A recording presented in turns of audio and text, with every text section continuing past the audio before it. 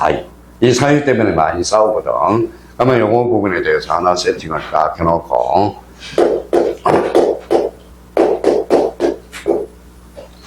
자, 개시에 따른 거죠. 이미 배웠어요.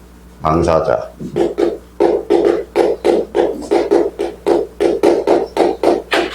신청, 항공사, 촉탁, 등기관, 직관, 법원의 명령까지.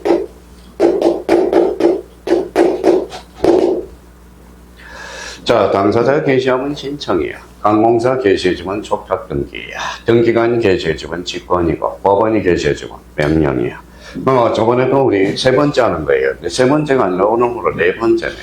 요거는 원칙이에요. 원칙. 요거는 예외.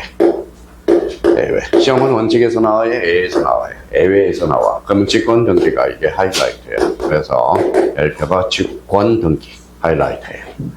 그러면 당사자 촉탁 등기는 당사자 신청은 모두 준용합니다라고 나와 있어요. 그럼 여기에 대해서 촉탁 등기가 시험에 자주 출제되고 있고 다 가르쳐 주잖아. 뭐가 나오는지. 일단 요거부터 먼저 해오라. 자, 그러면 이제 네 번째 관련돼서는 당사자 신청의 종류.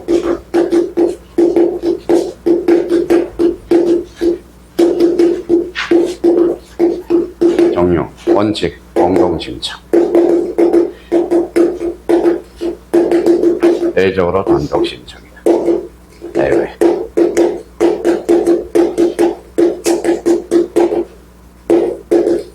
단독신청. 자, 세 번째 세팅이 딱 돼 있어야 돼. 자, 그러면 이제 두 번째, 네 번째로서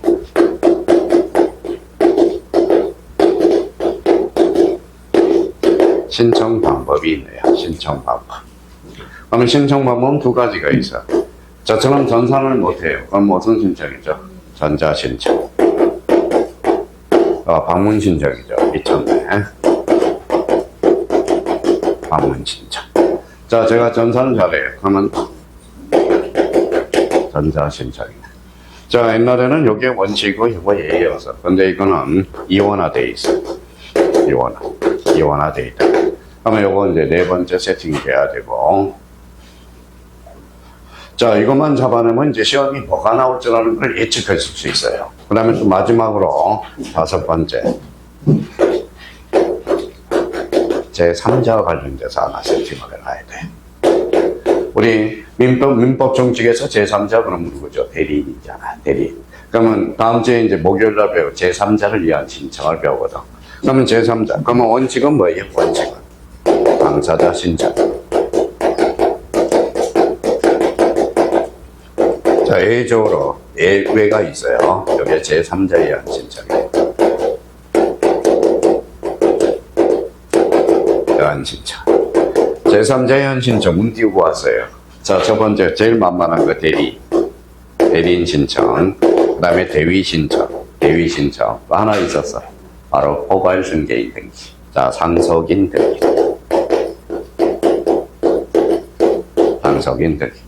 자, 요렇게 이제 다섯 가지를 머릿속에 딱 틀을 마련하자면 이쪽 파트는 신청밖에 안 들려. 신청. 그러니까 딱 요걸 다섯 개를 자기가 정립을 해둘 필요가 있어요. 그러면 시험에 나오면 등기 강제 지문으로 출제가 되네. 자, 그러면 개시에 따른 문제로서 직권 등기 매년 단독 문제로 출제되고 촉탁 등기는 지문으로 출제되고. 그러면 당사자 신청의 종류는 예외적인 게 단독 신청 매년 출제되고 있네요. 별표 3개짜리네. 자, 전자신청은 요즘 뜸해. 과거에는 뭐 연타로 해서 출제가 됐지만 지문 정도가 출제될 수 있어요. 요 정도. 그러면 여기에서 그러면 제3자에 의한 신청에서 원칙 당사자 신청 A가 제3자에 의한 신청이거든. 제3자에 의한 신청이 매년 지문으로 나타나네. 해봐요. 봐봐요. 등기법 몇 문제예요? 등기법 12문제잖아. 그러니까 몇 개 지문이에요? 5개네. 몇 개 지문이에요? 60개 지문이에요. 그러니까 등기법은 OX 지문이라고 생각하면 돼. 요즘 등기법이 12문제 출제되니까 많이 출제하고 싶어서 이렇게 출제돼요. 뭐라고? 소유권과 관련된 설명 중 보존 등기 다 출제될 수 있잖아. 그러면 소유권 이해 권리에 관한 등기와 관련된 설명 중 틀린 것, 옳은 것, 그럼 5개 지문을 골고루 출제할 수 있거든. 그러니까 요즘은 등기법은 OX 문제야. 결론은 OX 문제야. 그러니까 옛날에는 뭐 딱딱 단독 문제로 출제된 게 8개 고착화됐지만 지금은 지문으로 많이. 요거 뭐라 그랬어요? 직권 등기, 단독 신청. 근데 얘하고 내용이 헷갈려요. 그럼 요거 법원의 명령 등기를 뭘 달라붙여야 돼? 이의 신청 써놔요. 여기 이 신청이 붙어야 명령 등기.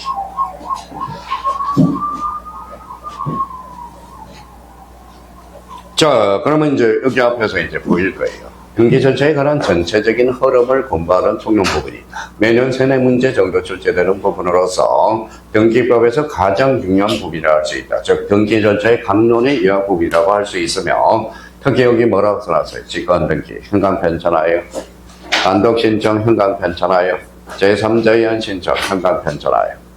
자, 등기소에 가면 뭘 작성해야 하죠? 신청서를 작성해야 돼요. 그래서 신청정보. 그러면 신청정보에는 뭐가 있어요? 은행 가서 대출 받으면 뭐예요? 자, 은행 가서 대출 서류가 필요해요, 안 필요해요?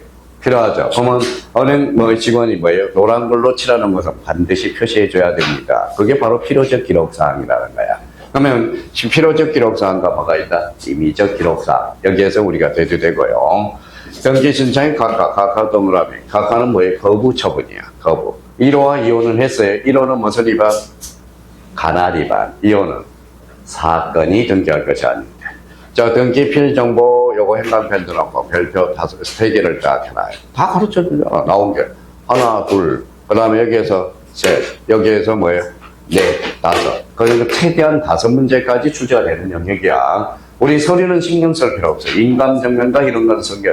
그래서 1조에도 뭐라고 나오느냐. 부동산 등기법은 등기가 되는 건 안 되는 걸 규정합니다. 이렇게 나거든. 그래서 서류는 어디에다 다 쫓아보냈어요? 규칙에다 쫓아보냈거든. 그래서, 근데 요거는 무시할 수가 없어. 등기 필정보, 세자를 원칙은 권리점. 일반인들이 말하면 영수증. 영수증이에요. 등기 끝나면 영수증 작성해주는 그게 권리증이거든. 그래서 등기 필정보. 이렇게 이제 틀만 잡아놓으라고. 그러고 나서 이제 요 페이지를 넘겨서 그러면 과연 이 틀이 이제 잡히는지 봅시다. 자, 여기에다 행간 편찬하여. 뭐라고 써놨어? 개시. 그렇죠. 개시.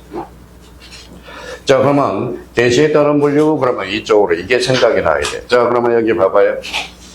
개시에 따른 분류. 여기 뭐라고 써놨죠? 읽어봐요. 당사자, 신청, 관공서, 촉탁, 등기관, 직권, 법원의 명령, 뭘로? 이 신청으로. 그러면 여기 이제 이해가 돼요. 봐봐요. 부동산 등기법은 등기는 당사자 신청 동그라미, 관공서 촉탁에 따라서 한다라고 이제 나와 있어. 다만 여기 박스를 하나 적을 거예요. A적으로 법률에 관한 규정이 있는 경우는 거부하지 아니하다. 바로 그러면 요 지문에서 하나 만들 수 있죠. 봐봐요. 법률에 규정이 없다면 당사자 신청, 관공서 촉탁에 의한다. 이런 지문을 하나 스스로 만들어놔야 되거든. 그럼 여기에 대해서 그러면 등기 절차에 관한 신청주의를 원칙으로 하고 있다. 등기는 원칙적으로 당사자 신청, 관공서 촉탁에 의할 수 있다. 다만 예외적으로 법률에 규정이 있는 경우 등기관의 직권에 의한 등기와 법원의 명령에 의한 등기가 뭐 된다? 허용된다. 그럼 여기는 뭐라고 써놨어요? 예외. 예외가 뭐예요? 또 까먹었다. 법률 규정. 그러면 요거 딱 세팅을 해놓으면 그냥 글씨가 그냥 읽혀. 저도 뭐 이걸 법적 근거를 해서 책을 읽어 나가는 거죠. 그러니까 일단은 거의 좀 쉬었다는데 이 5개를 이번 달 것에 자기가 딱 머릿속을 딱 안겨두는 거. 그러면 나머지는 이제 이해야. 그러니까 여기에서는 뭐밖에 안 들려요? 신청밖에 안 들려. 요 3장에서는 요 이제 뭐예요? 자, 우리 요 등기 절차의 개시에서는 이제 신청밖에 안 들린다라는 거. 그래서 우리 넘겨볼까요? 뭐가 나오는지 넘겨놓고 시작하고. 무슨 신청이다? 당사자 신청. 자, 거기에다 줄 쳐놓고 좀 치웠다 들어가겠습니다.